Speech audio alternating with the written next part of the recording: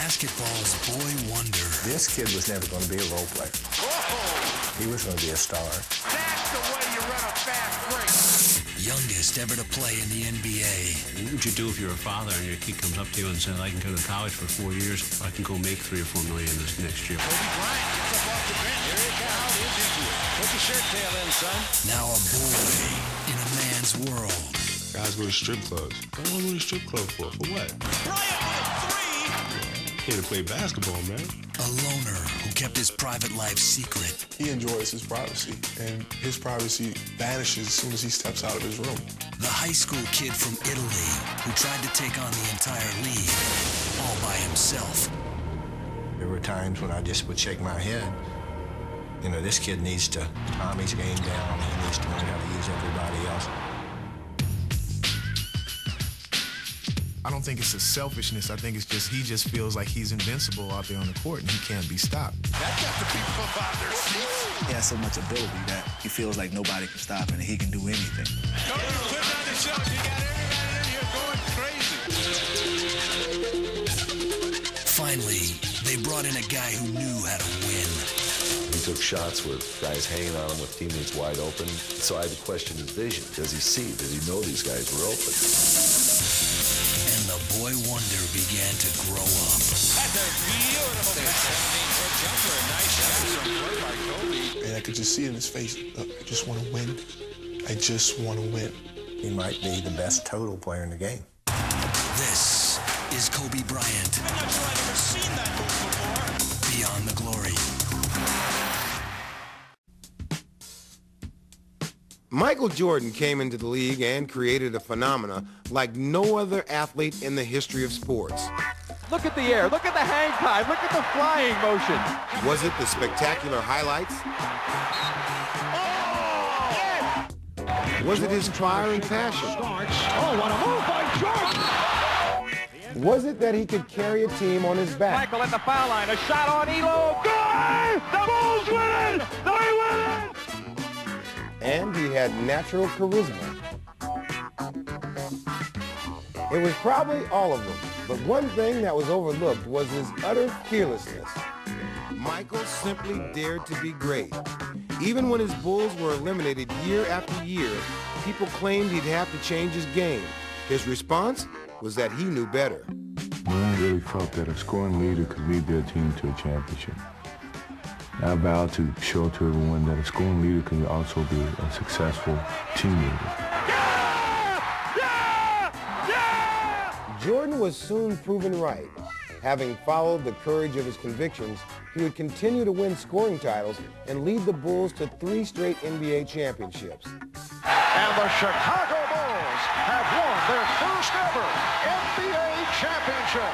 You never succeed without that possibility of failure. I mean, each time that I do something, I can go win or I can lose. And that inner confidence that you got to have to take that chance. Whether it was leaving the game to play baseball under heavy criticism or launching his basketball comeback under heavy doubts, Michael showed the same unshakable confidence. Bulls win! He knocked it in at the buzzer. Bulls win! As he would lead the Bulls to 3 more championships and walk away from the game in a blaze of glory. Jordan a drive, hangs, fires, scores! He scores! The Chicago Bulls have won their 6th NBA championship. And his courage would seemingly be the legacy he would leave to those who followed. But of all the players who emulated Michael, the one who seemed to display that fearlessness most clearly was Kobe Bryant. But like Jordan, he faced skeptics in the beginning. It started back from when I decided to skip college and come straight to the NBA. You know, I was an automatic target.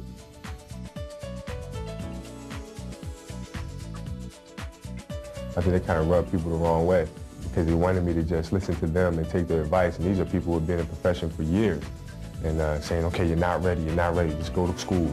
We'll tell you when the time is right. And I just basically said, I don't care what you guys think. I'm coming straight to the NBA. I'm going to prove to you guys that you're wrong. And he showed it from the second he stepped into the league as a brash kid fresh out of high school. Watch this play. The explosion of Kobe Bryant.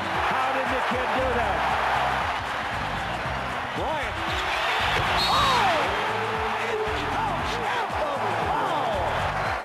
Kobe proved to be more than just a highlight reel. Even as a rookie, he was unafraid to take big shots in playoff games, regardless of the outcome. Tough matchup. Kobe Bryant will take it. An 18-year-old rookie. Short. No time remains. He was the only guy with enough guts at the time to, take shots like that. All the other guys that we had didn't really want the ball. Got a chance. Bryant for the tie. Another air ball. I remember what Babe Ruth said. He swings big and he misses big. Same thing with me. I have no fear whatsoever. If I take the last second shot and I miss, so what? Kobe used this experience as fuel, as he just kept coming back, getting better and better.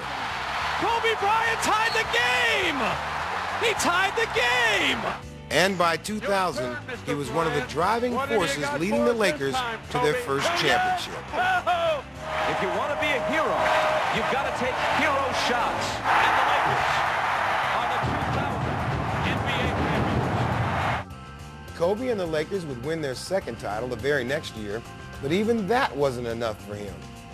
I actually brought up the question to Kobe, are you coachable? And Kobe said, no, I'm not very coachable. He said, I'm very, very stubborn, and I believe in my own ways.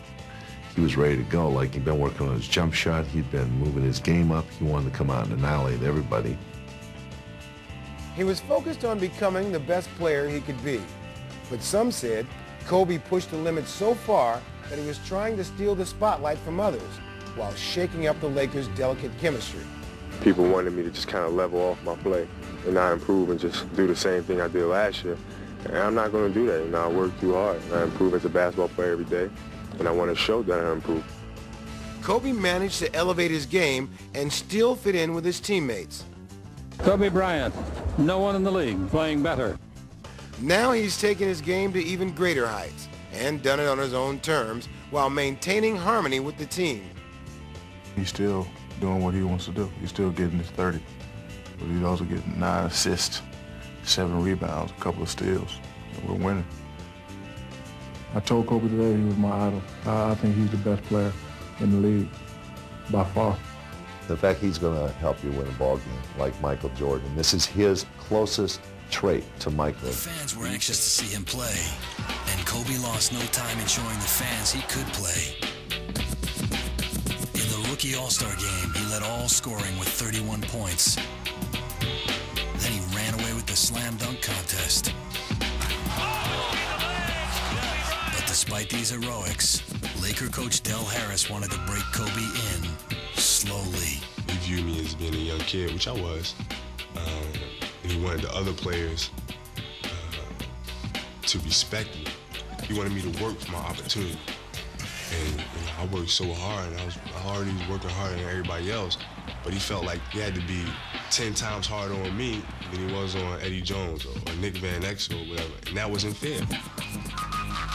By the time the 1997 playoffs arrived, Laker coach Del Harris was frustrated with his 18-year-old star. Yet in overtime against the Jazz, with the season on the line, he let Kobe have the ball.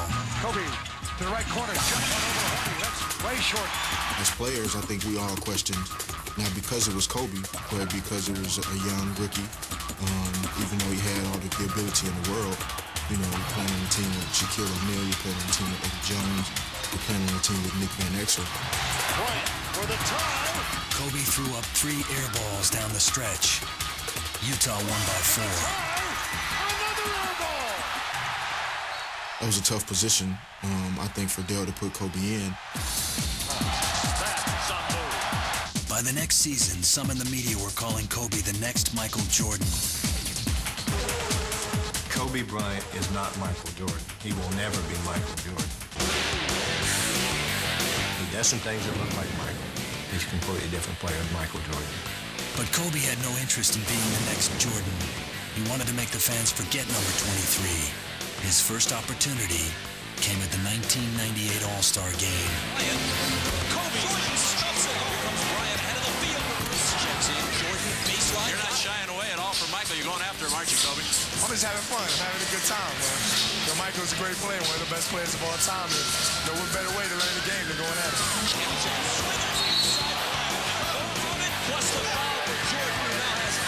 Kobe went at him, but that night, Michael was the best. 4 months later, the Lakers were hot going into the 1998 playoffs. And now a steal by Kobe. Foot race with Darren Strong and Bryant. But then the Jazz beat them in 4 straight. 96-92, and the sweep is complete. For 3 seasons, the Laker management did everything they could to bring out the best in Kobe Bryant. They traded Eddie Jones and Nick Van Exel, giving Kobe more time on the floor. They replaced Del Harris with Kurt Rambis and gave Kobe the league maximum $71 million contract. Then, in the 1999 playoffs, the Lakers lost again, swept this time by the less talented San Antonio Spurs. Antonio sweeps. Laker owner Jerry Buss, who had always avoided paying big money for coaching talent, bit the bullet and coughed up $30 million to bring Phil Jackson to L.A. The former Bulls coach had 6 championship rings and a talent for handling headstrong stars. Phil's a terrific communicator. He's an excellent manager in terms of dealing with players, dealing with a team. Good afternoon, ladies and gentlemen. Welcome to Staples Center. June 2000. The Western Conference Finals saw the LA Lakers pitted against perennial rival, the Portland Trail Blazers. The Lakers had led 3-1 in the series, but then Portland came back, winning the next 2 and forcing a Game 7. In the fourth quarter, the Lakers were down by 15 points. That was the moment I used to dream about when I was a kid. Being in those type of situations, being in the NBA Finals, being on the road, being put in a position when your back's up against the wall. You know, everybody thinks that you're going to lose the game.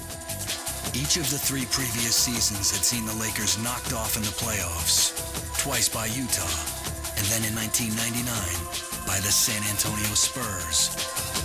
Now it appeared the Lakers were just minutes away from another frustrated offseason. And Pippen pulls up for 3.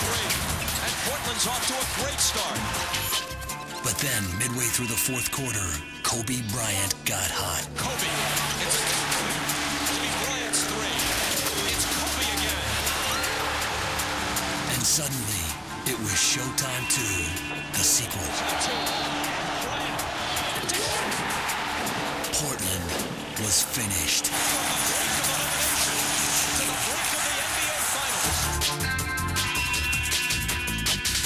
And 6 games later, Reggie turns. So were the Indiana Pacers.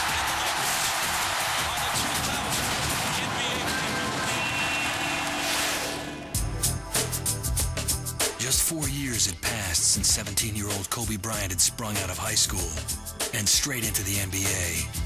Now he and the Lakers were world champions. When the next season began, many of the old conflicts returned. Shaq complained that Kobe was hogging the ball again, and Shaq was throwing bricks from the free throw line. Peter Vesey. He missed them both. But when the playoffs arrived, the Lakers got down to business and played like a team. The best team in the league.